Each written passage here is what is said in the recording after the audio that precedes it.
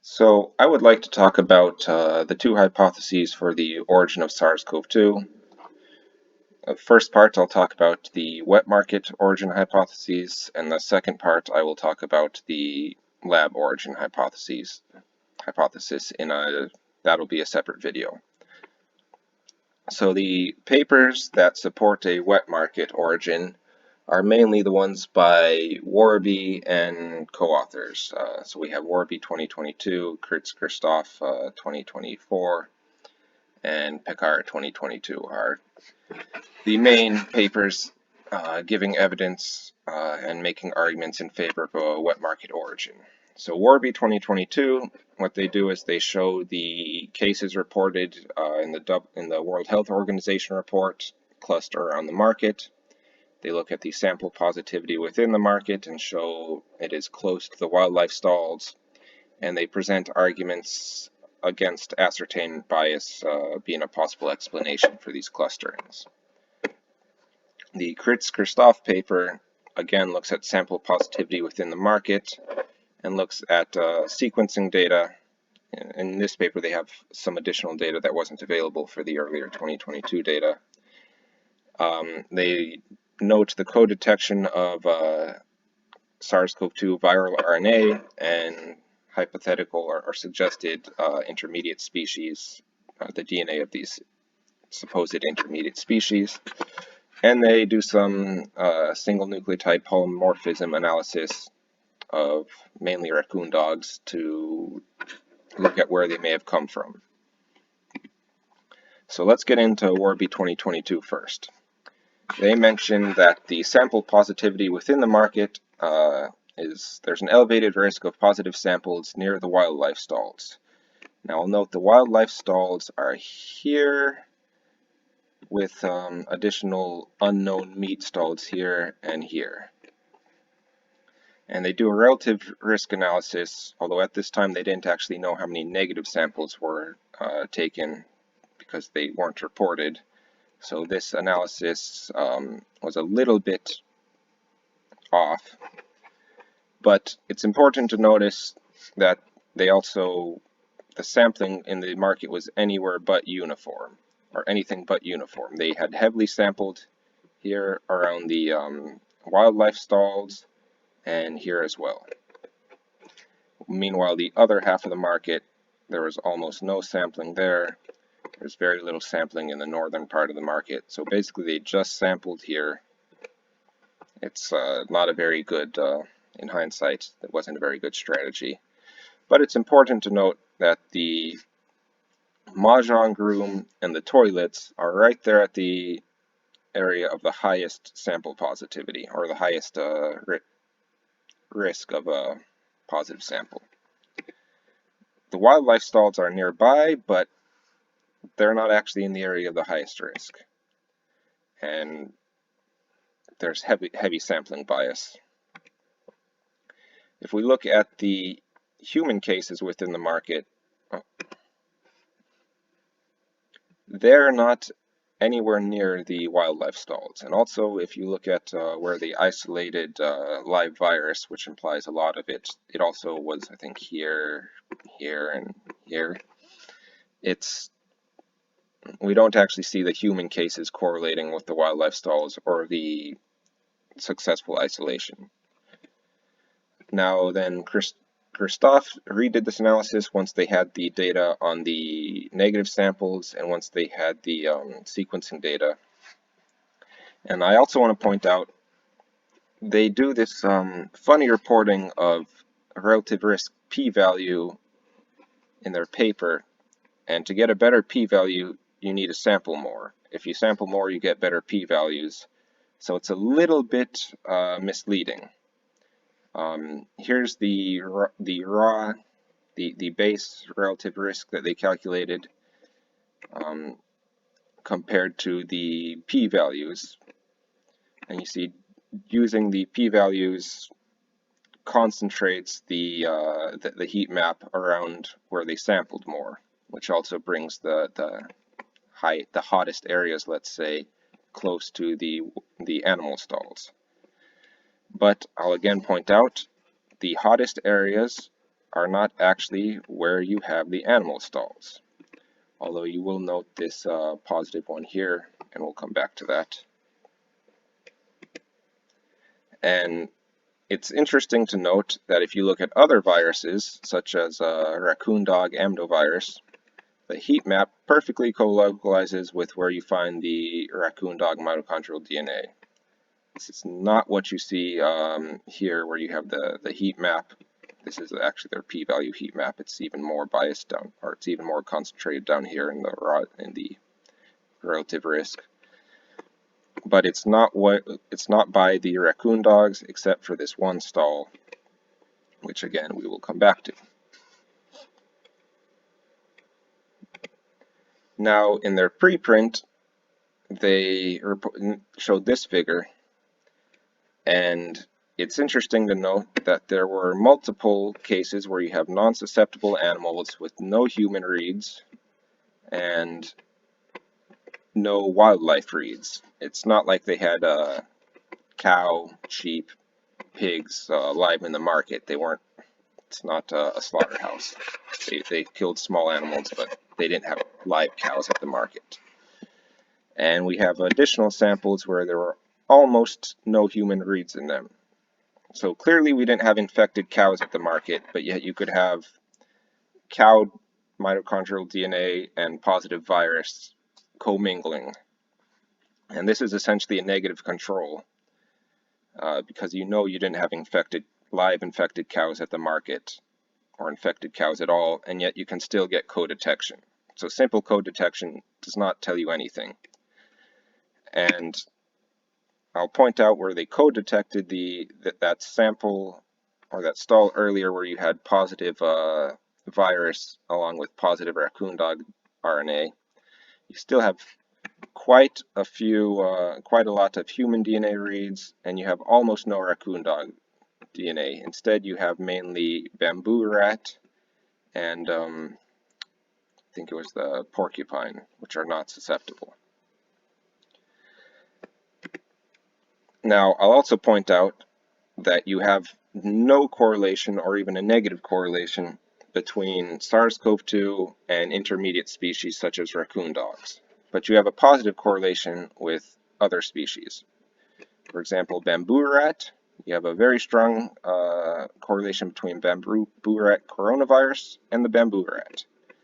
Pretty good correlation between the cobra and a rat virus, a rat coronavirus, which would be the prey of the cobra. And of course you don't see the nice line here, but it's hard to get the scale to show the bamboo rat reads and the cobra reads it's just you would have to zoom in, but anyway. Now, DeBar et al. Have argued against this being meaningful, saying, oh, you can't compare the stalls sampled on January 1st to when they sampled the wildlife stalls, which was on January 12th. But of course, Bloom looked at this, and if you look just at January 12th, where they sampled the wildlife stalls, you see lots of bamboo rat coronavirus, lots of canine coronavirus, lots of rabbit coronavirus, lots of, again, canine coronavirus, and almost no SARS-CoV-2. It's as if there was no SARS-CoV-2 in the wildlife area because they found almost nothing. The co-detection was like 1 read out of 200 million in that raccoon dog stall. No matter what way you categorize or shift the data or compartmentalize it, you never get any positive correlation, and yet you still see it for the other animal coronaviruses. So it's looking like this wildlife was not infected with SARS coronavirus 2. And the other thing they did was they looked at the SNPs of the raccoon dogs, which is their principal suspect for the intermediate host. And here we see their SNPs mainly are in these two categories, which correspond to wild-caught within Hubei and wild-caught within Hubei. We see a few here, which is also northern China, either farmed or wild. But Hubei is locally caught, and the closest fire relatives are found in Yunnan province, 1,500 kilometers away, Laos even farther away. So if these are locally caught, they're not coming from where the reservoir is thought to reside. So if we do a conclusion for these market samples, the samples within the market, they were heavily biased.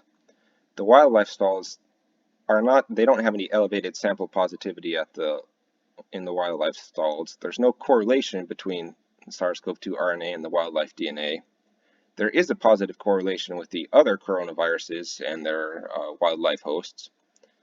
And the human cases within the market were not associated with the wildlife stalls. So the sampling at the market does not actually provide any evidence that the wildlife stalls were the source of the outbreak. I'd say it even suggests that they weren't.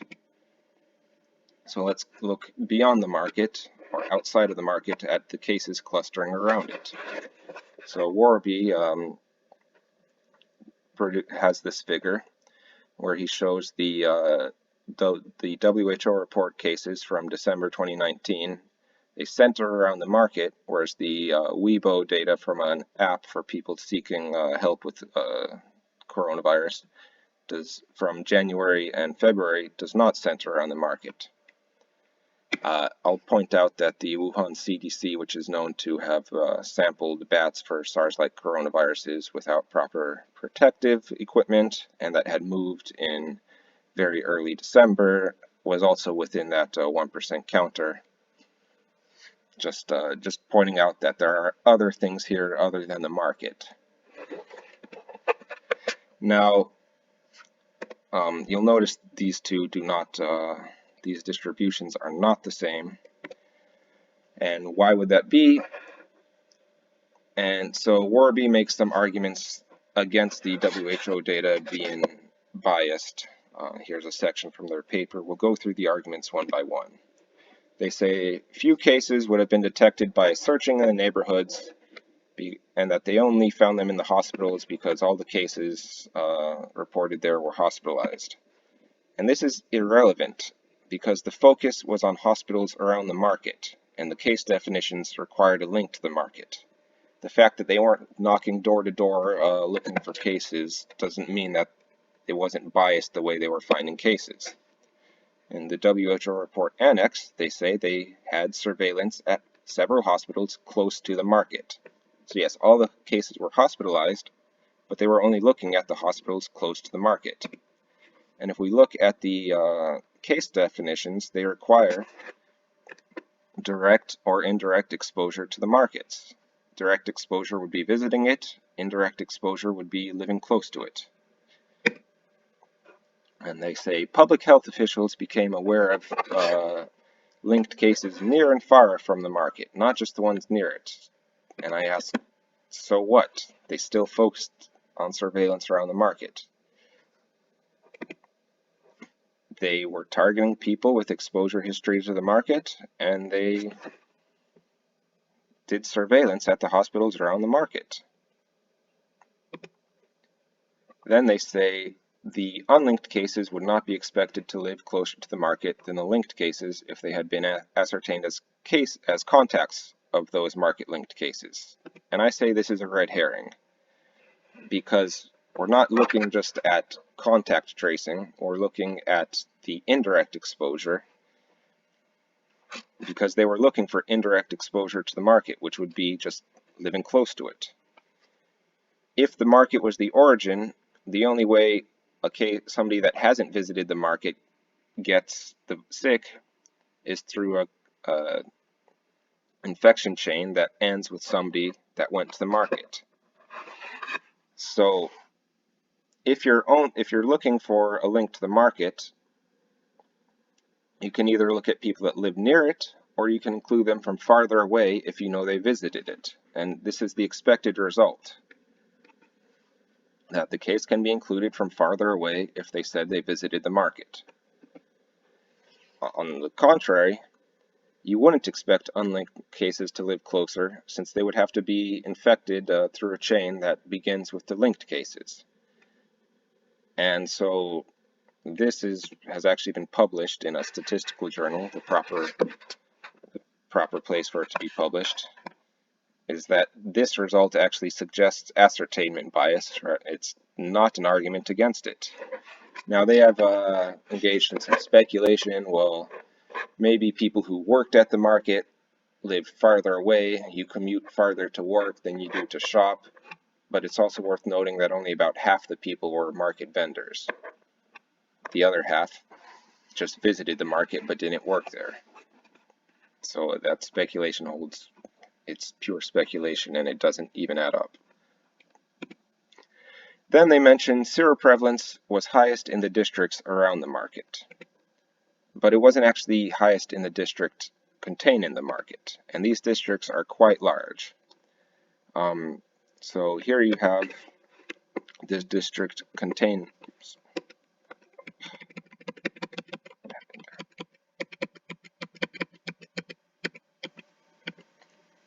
Push the wrong button, sorry.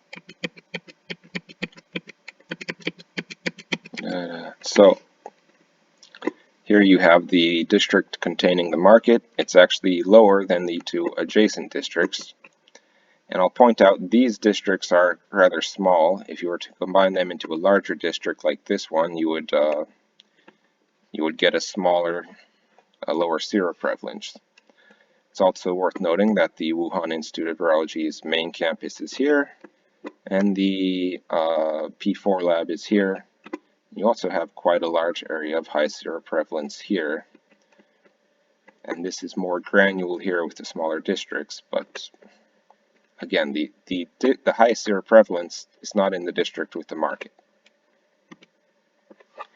Then they also make this statement that I consider just to be a lie. They say these cases were identified on clinical signs, not epidemiological factors, such as links to the market.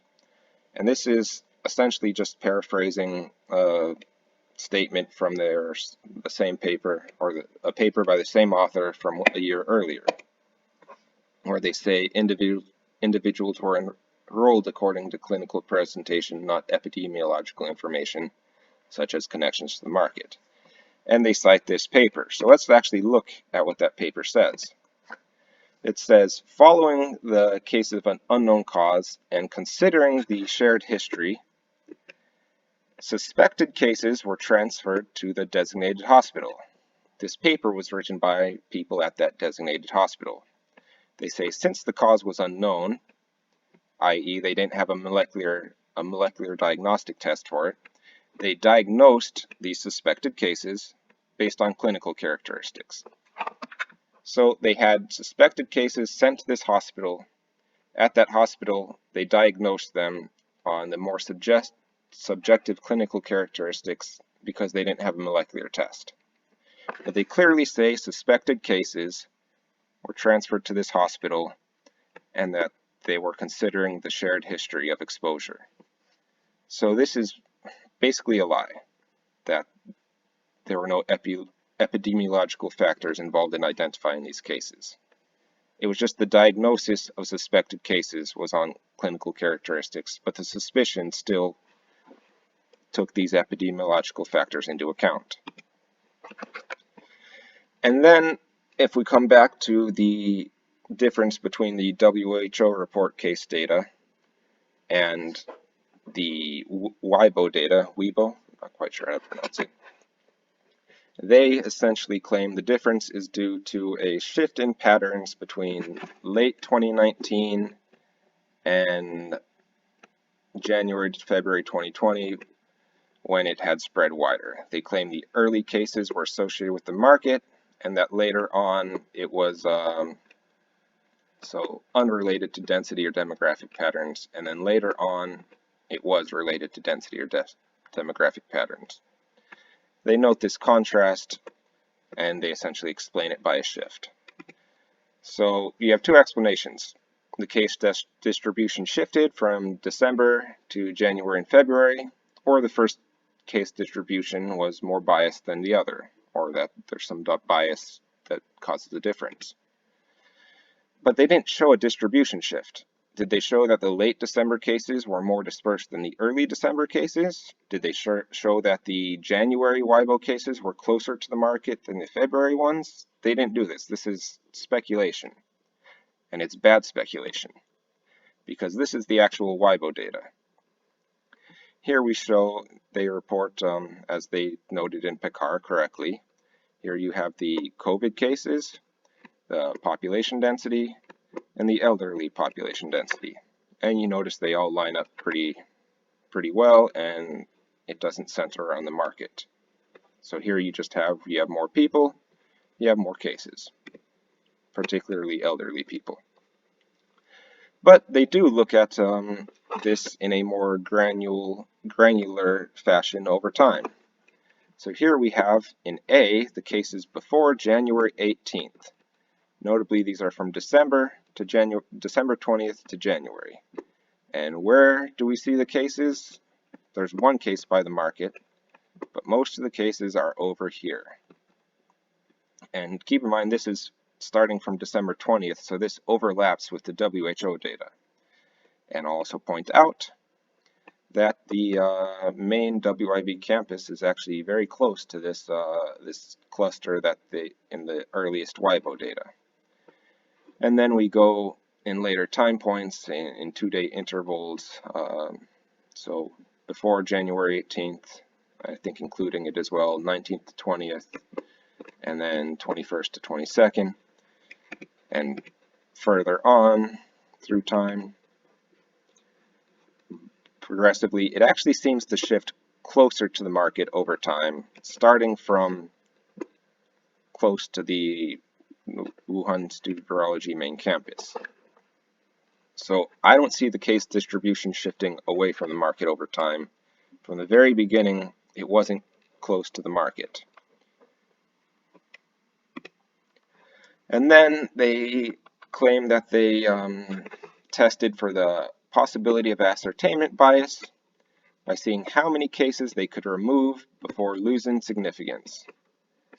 And this is just ridiculous. The more biased the data set is, the more data you can throw out before statistical significance is lost. This test is ridiculous. And it's ridiculous. Utter bullshit. So to conclude, there was a clear bias introduced by the early case definitions. So bias should be assumed unless proven otherwise. The unlinked cases residing closer than the linked cases suggests bias. The difference between the WIBO data and the WHO data suggests bias. And all their arguments against bias are frankly bullshit. So, they looked at the market, they found the cases near the market. This is like claiming that rain clusters around a street lamp, just because that's where you see it, because that's where it's illuminated. So I find their clustering around the market to not be convincing at all. I would look more at the less biased WIBO data, and it doesn't point to the market. Then we have the PECAR 2022 paper, which did some simulations from the outbreak with phylogeny, and well, their simulations and their code had lots of errors. Multiple errors were pointed out to them on PubPeer. They corrected some of them. They claimed to have only corrected one. They claimed an error, but in fact they corrected multiple, but there are still uncorrected errors. But when they made this correction, their Bayes factors were reduced by an order of magnitude. And rather than acknowledging that they have low statistical support, they in fact just changed their significance cutoffs, and they say they're now using different ones. But they don't acknowledge that when they fix their errors, their statistical significance and their Bayes factors drop significantly, and they also left some errors uncorrected. So I'll point out that here they have support for 2 introductions with a Bayes factor of 4.3 or 4.2 depending on how they root it. This means there's about an 18.9% chance that it wasn't 2 introductions. This is not statistically significant. And I'll also point out that this is one of the errors they didn't correct, because they're not looking at large polytomies separated by 2 mutations for 2 spillovers, they're looking at 2 or more. Their single introduction requires a separation of exactly 2, and their multiple introduction allows for 2 or more. This is comparing apples to oranges, and when you fix these, it actually favors a single introduction. Also in this paper, they note that intermediate genomes are a challenge to the hypotheses, because they're proposing that A and B diverged in animals. So if you find an intermediate between A and B in humans, it suggests that they diverged in humans. And they identified numerous intermediate genomes, but they discard them for varying reasons. One being that they have mutations of derived lineages, and I'll accept that one. And the other is that many of these genomes had low sequence in depth. And this isn't a good analysis, because they didn't look at how many reads there were at those positions, what are the chances of this being an erroneous read, out of how many sequences would you expect to see these errors versus how many sequences do you have. They didn't do any of this analysis. They just said, oh, it's low sequence in depth, toss it. And so, of course, this was criticized and has made it into a published paper. And they note that there were actually 14 more intermediate genomes that Picard didn't consider, with several meeting all their inclusion criteria. And basically, they're inappropriately excluding A and B intermediate genomes. And as Picard acknowledged, these genomes are a problem to their hypotheses, so they obviously have a motivation to exclude them. But then this paper came out, finding multiple intermediate genomes with high sequencing depth. So they have high quality coverage, they have no other mutations, they're perfect intermediates, high quality, no mutations, they have no reason to exclude them as true intermediates. So these obviously present a problem, as Picard said. They're a challenge to the hypotheses. And since we have multiple of them, I consider this the final nail in the coffin. When they fix the errors and actually make it 2 mutations separation for both, their model favors a single spillover. We have multiple intermediate genomes that challenge multiple spillover hypotheses. It was a single spillover. So their code is error. Their code contains numerous errors. In its current form, while it supports 2 spillovers, it's not statistically significant. If they fix the error to have both of them be equal to 2 instead of one being greater or equal to 2 while the single introduction is equal to 2, which is the way it should be to make an apples to apples comparison, it favors a single introduction. And they have intermediate sequences for which they have no reason to reject that all suggest a single introduction. And a single introduction is not what you expect from wildlife trade outbreaks. It is consistent with the lab leak, though. So in conclusion, the only evidence that actually favors the market origin is that case clustering that was clearly biased. The evidence suggests a single introduction, both with their modeling and with the intermediate genomes. There's no correlation between wildlife DNA and SARS-CoV-2 viral RNA, when you do see that with other viruses that the wildlife carried. And there's no evidence of susceptible wildlife sourced from where SARS-CoV-2 relatives are known to be found. So it does not look like any of this evidence supports a market origin. And we haven't even gotten into, there's additional evidence against it.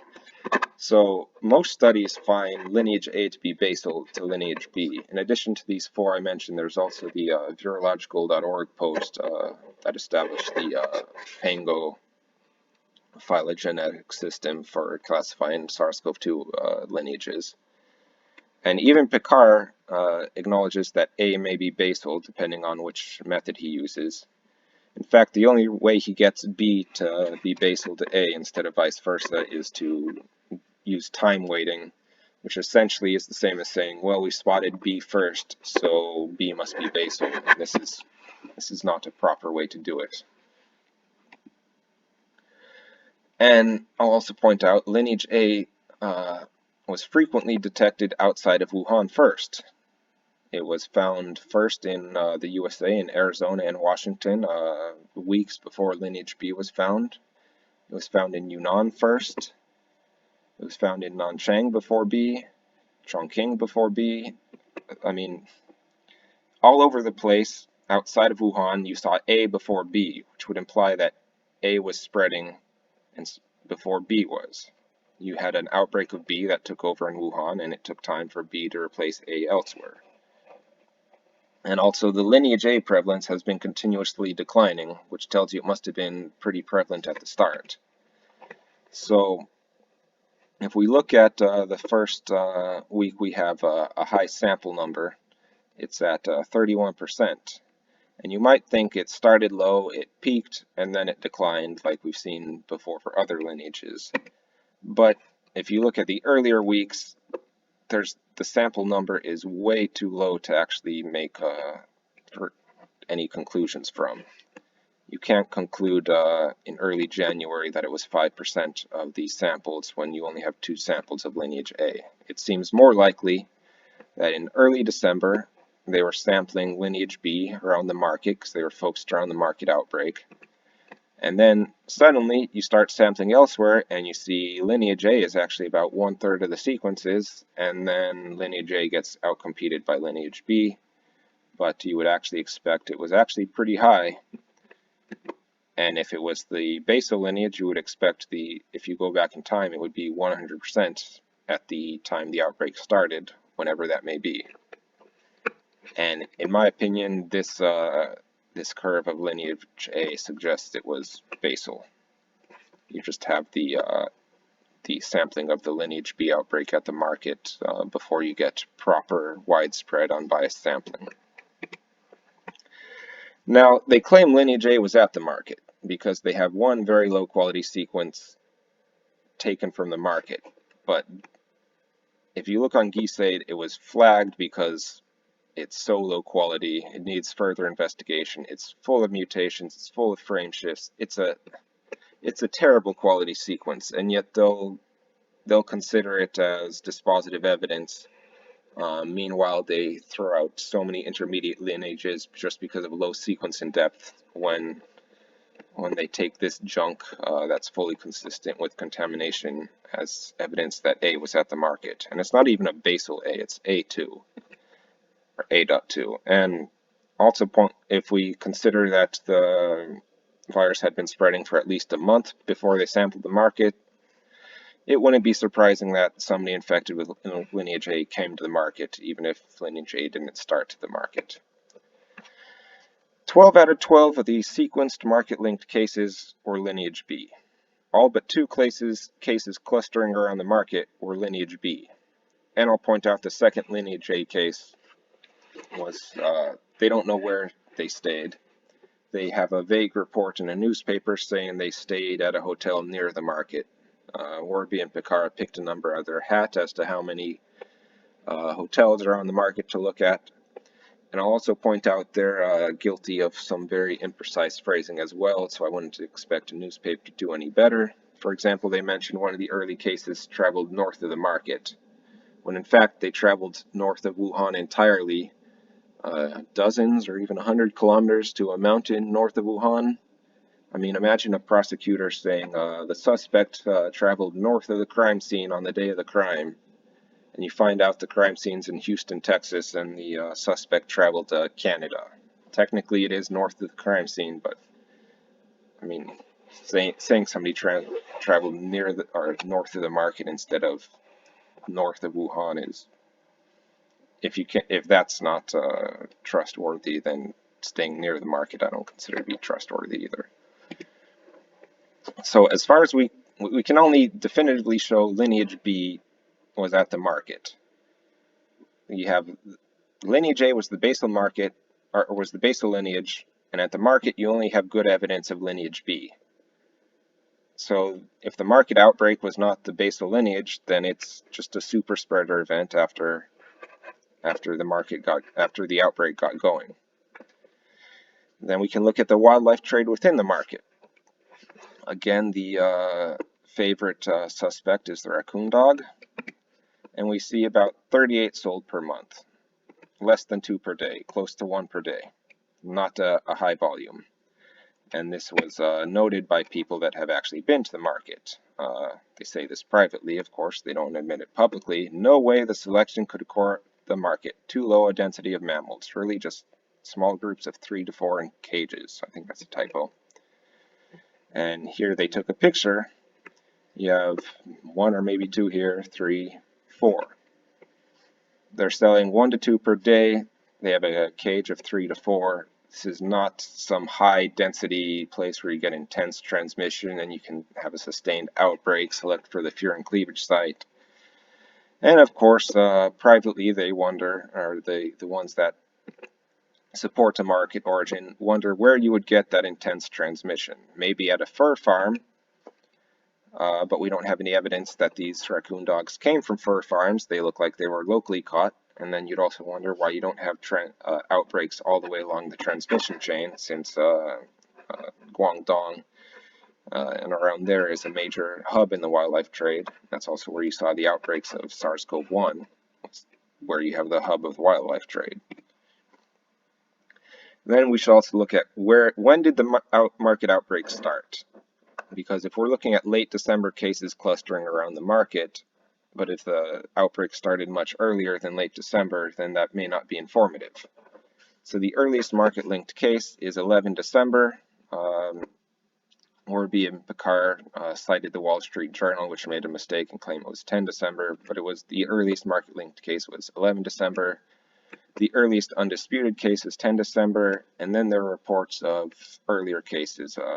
These SCMP reported 17 November. The Connor Reed case, 25 November. The Lancet paper reports 1 December. WHO report reports a 8 December case, as well as a suspected 2 December case that they discard on the basis of the patient suffering from thrombosis.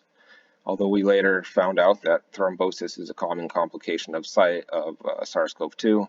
So in my opinion, that's actually an excellent candidate.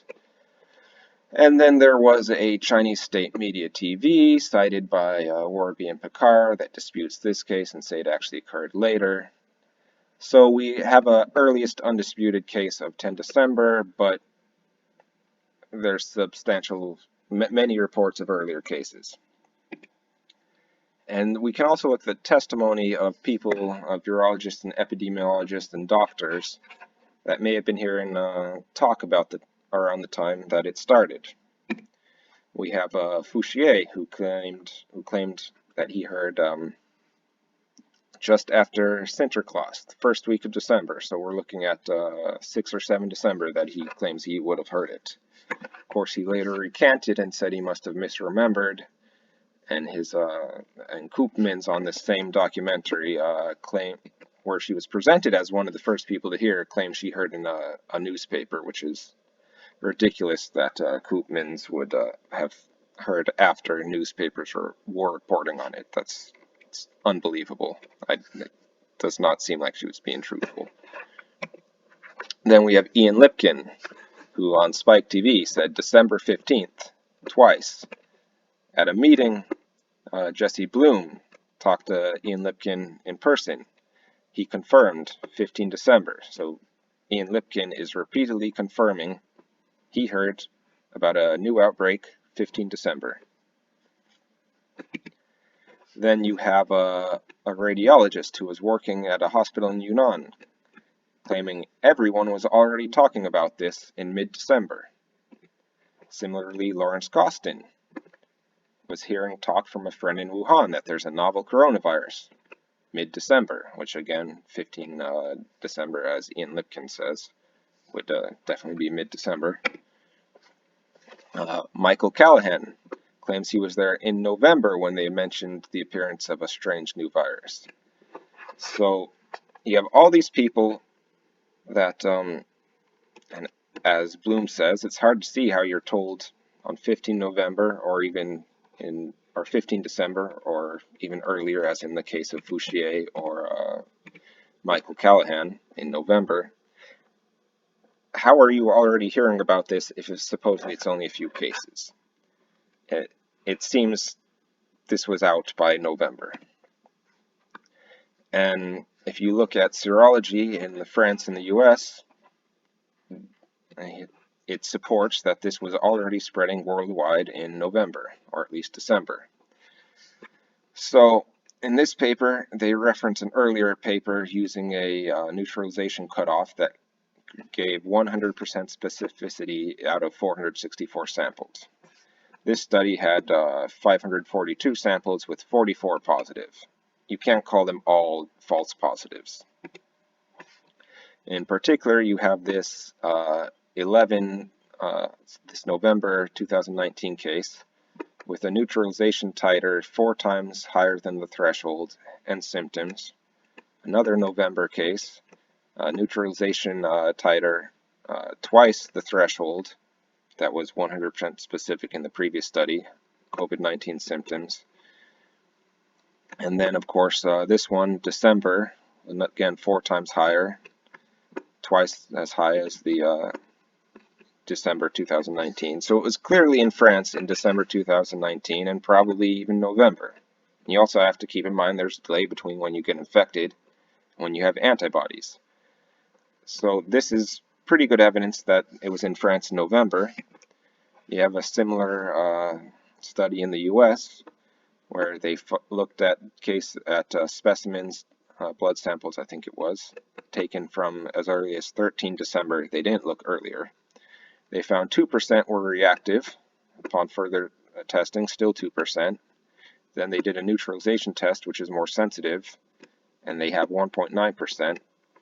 So that's, again, pretty good evidence that already in mid-December, you have seropositive people in the western U.S.